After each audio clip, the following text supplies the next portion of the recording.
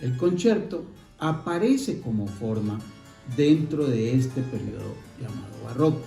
Y es una forma en la cual se contraponen un grupo de instrumentos o un instrumento al tutti del grupo, que lo podemos denominar orquesta. Y en este caso aparece lo que se va a llamar el concierto grosso, ya el concierto de solista, y uno de las figuras emblemáticas en este sentido fue Antonio Vivaldi. Y Antonio Vivaldi escribió para instrumentos tanto de su momento como para instrumentos que ya estaban entrando en el olvido, tal el caso de la flauta dulce, tal el caso, por ejemplo, de instrumentos como la mandolina. Entonces, ahí les dejo para que investiguen un poco al respecto. Se ha reconocido a Italia como la cuna del Renacimiento, pero también tuvo una parte fundamental en el desarrollo de la música del periodo barroco. Por un lado están los grandes constructores de instrumentos, que van a ser los violeros. Los violeros son aquellos que construían instrumentos de cuerda, violines, chelos, por un lado. Luego, ese nombre va a cambiar y se va a tomar una denominación francesa, que es la palabra luthier. Luthier se abarca dentro de un término más amplio, porque le estamos dando ya cabida no solo a los constructores de cuerda, sino a los constructores de viento.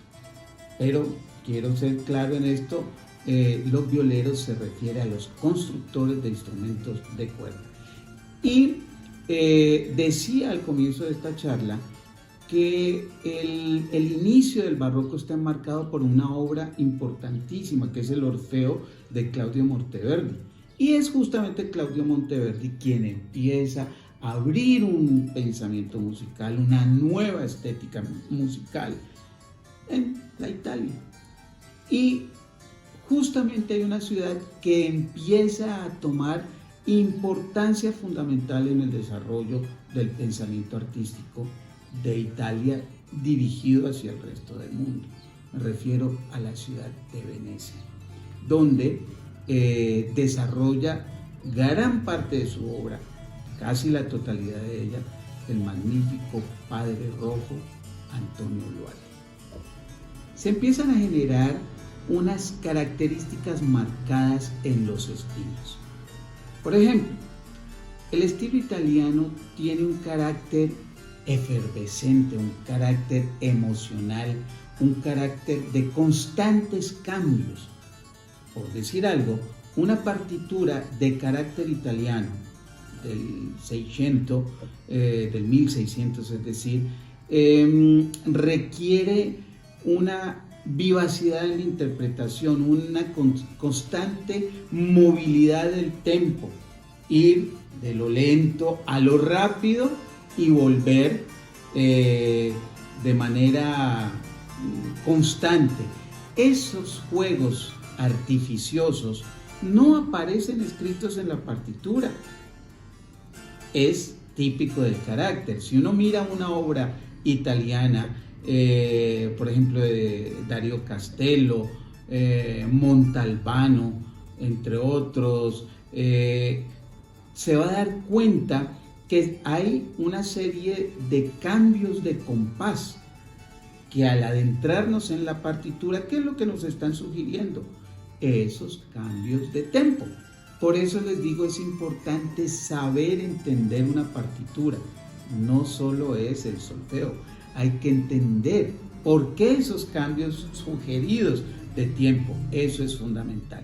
Entonces, lo que les estoy evidenciando es la característica, digamos, más reconocida de lo que se va a denominar el estilo italiano del periodo barroco, donde, por ejemplo, ornamentos reconocidos es la manera de improvisar. La improvisación es parte fundamental del barroco, y ese lenguaje de la improvisación hoy por hoy se convierte en un elemento constitutivo de formas musicales tan importantes como el jazz. Por eso hay una relación directa entre quienes han trabajado la música barroca y quienes trabajan el jazz, porque es en el barroco donde se desarrolló todo el ejercicio de la improvisación. Y bueno, tenemos el ejemplo claro de Juan Sebastián Bach y toda su obra magistral, donde se desarrolla toda esta técnica compositiva. Bueno, opuesto al momento italiano, se empieza a desarrollar un pensamiento muy particular en Francia que tiene que ver con lo que les decía hace algunos minutos, la teoría de los afectos. ¿Qué es eso? ¿En qué consiste? Es darle un carácter emocional, lindar con un carácter emocional a cada una de las tonalidades existentes.